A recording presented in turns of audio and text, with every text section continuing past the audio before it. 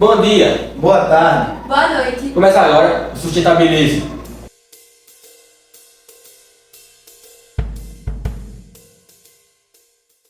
Como de costume, Renan Nato Vitor de Almeida. e hoje com nossa amiga Sabrina Moura.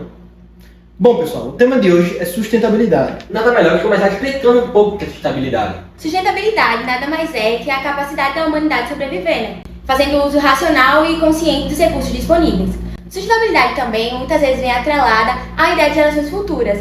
Mas se nós não começarmos a fazer nada a partir de agora, as próximas gerações também não vão poder fazer. E além disso, sustentabilidade está muito atrelada à ideia do social e não só do material, né? E assim, acerca de sustentabilidade, podemos citar uma pauta muito importante, que seria as nossas ações individuais. Será que realmente vão importar? Tem um documentário norte-americano muito bacana sobre isso, que é Esqueça Bem os Curtos, onde ele retrata que, por mais que toda a população americana mudasse seus hábitos completamente, a gente não conseguiria reduzir nem a metade dos danos que precisamos reduzir. E as ações individuais, elas realmente são importantes, mas não são só elas. É necessário a participação ativa das grandes indústrias, grandes corporações, do governo e das pessoas de alto poder aquisitivo, uma vez que eles são movidos por uma cultura imediatista e voltada para o desenvolvimento e o lucro imediato. Então, cabe às participações das ações individuais, mas também das empresas para que podemos obter um mundo mais sustentável. E assim, voltado um pouco para o nosso governo, né, podemos citar alguns projetos, como por exemplo o Lagoa Sustentável, né, e o Programa de Educação Ambiental Lagoa Viva, onde eles vão nas escolas, né, pregar a importância da sustentabilidade, né, e de outros âmbitos, como por exemplo a cidadania e o saneamento. Outros projetos importantes, que é legal citar, é o Renato Salgadinho, onde ele busca revitalizar o Renato Salgadinho, né? Inclusive, se vocês quiserem saber um pouco mais sobre isso, tem um cardzinho aqui que a gente fala sobre isso, certo? E outro projeto mais recente é o Arborizar é Massa, onde busca arborizar vários pontos de Alagoas, de Maceió, a fim de melhorar a qualidade do ar, melhorar a saúde do solo e estabilizar a temperatura, a fim de evitar futuras mudanças climáticas. E assim, como o Jean falou, diante do que ele falou, no caso, né, surgem alguns questionamentos, como por exemplo, como essa falta de arborização pode afetar nas mudanças climáticas? Então, o aumento populacional e o crescimento exorbitante das cidades, elas promovem uma modificação significativa da paisagem, tornando-a mais cinza. Então, a redução de áreas verdes e do número de árvores, né, ela causa uma modificação no clima, na fauna e na flora, tornando uma qualidade de vida inferior para os habitantes. E além disso, as indústrias e agronegócios estão entre os principais responsáveis por essas mudanças climáticas.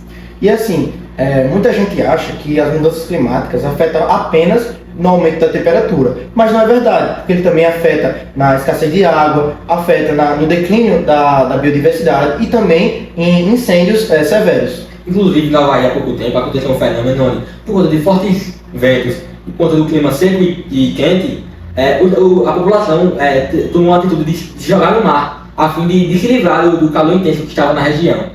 E assim, sobre agronegócio, também surge um questionamento que seria como ele contribui para as mudanças climáticas. Então, da mesma forma que o agronegócio afeta as mudanças climáticas também afetam o agronegócio consequentemente. E isso acaba se tornando um círculo vicioso. E então, o feitiço acaba virando contra o feiticeiro, uma vez que o agronegócio acaba se tornando vítima de uma situação que ele mesmo está criando.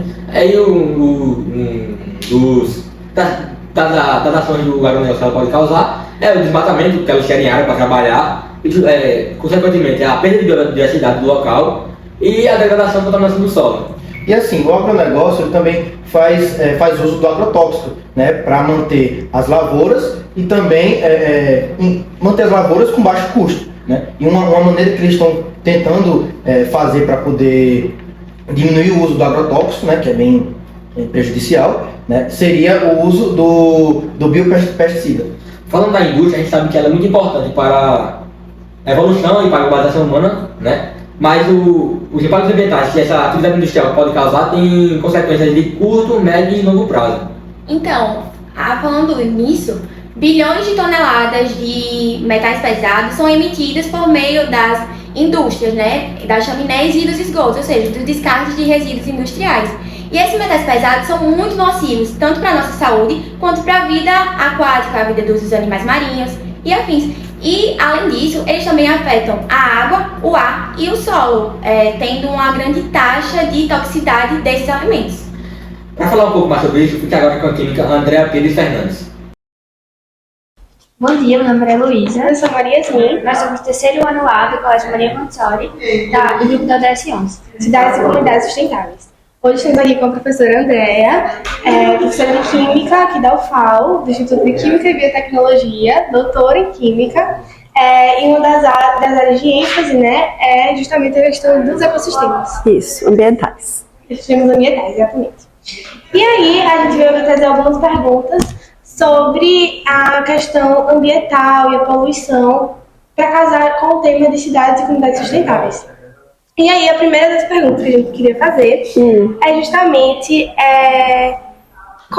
quais são as principais fontes assim, de poluição que são responsáveis por esse ataque assim, nos ecossistemas e tudo mais, os principais focos. Assim. Então, primeiro a gente tem que saber o que é poluição, né? Uhum. Então, poluição é um desequilíbrio do equilíbrio natural dos sistemas. E aí nós temos poluição de origem natural, que ocorre naturalmente, que é proveniente de solubilização de rochas, lixiviação de solo, e a poluição de origem antrópica. Aí as atividades antrópicas ou atividades humanas, como vocês colocaram, elas têm natureza química, física ou biológica. A química, que é a que eu trabalho. Então nós temos atividades industriais, que tipo liberação de efluentes que vão contaminar os ambientes aquáticos devido a essas atividades.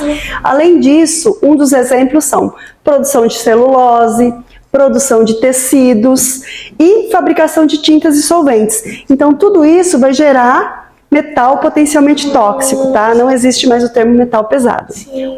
E aí, entre eles, nós temos mercúrio, chumbo, cádmio. E, além disso, nós temos o quê? Resíduos de atividades no nosso dia a dia, que são os efluentes domésticos que não são tratados. Sim. E esses efluentes não tratados também vão gerar danos ao meio, ao ecossistema aquático.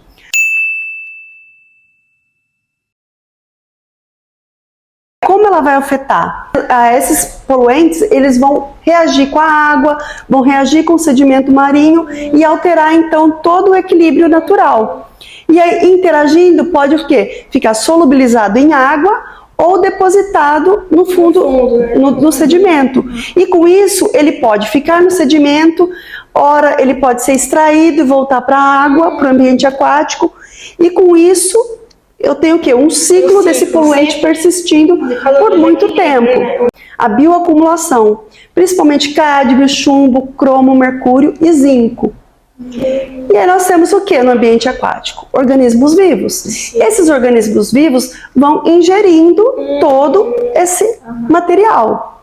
E quem ingere esses organismos marinhos? Muitas vezes.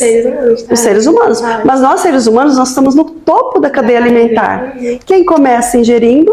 Os peixes, que comem os moluscos, as plantinhas, e aí com isso, quando chega na gente, já está bioacumulado. Então a concentração está muito maior nesse momento, tá? Como exemplo, eu posso dar o maçunim e o sururu. Eles são filtradores, ou seja, são bioacumuladores. E chegando então até a população.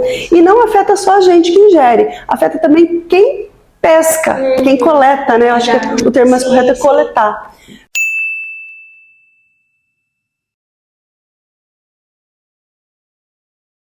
Primeiro a gente tem que pensar em lixo eletrônico. É um lixo novo e muita gente acumula muitos dispositivos eletrônicos. O chumbo, o bário, presentes na TV, tá? Que são capazes então de liberar grande potencial tóxico, sendo lixiviado também. O mercúrio, o cádmio e a dioxina bromada, eles estão presentes em placas de circuito impressos. Então, nosso celular, outros componentes eletrônicos, e eles podem emitir poluentes atmosféricos.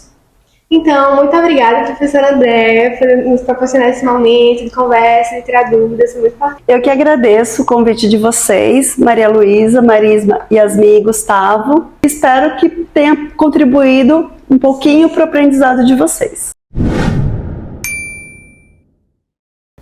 Bom, pessoal, a gente termina por aqui. Espero que vocês tenham gostado. Deixe você e busque seus hábitos. Tchau!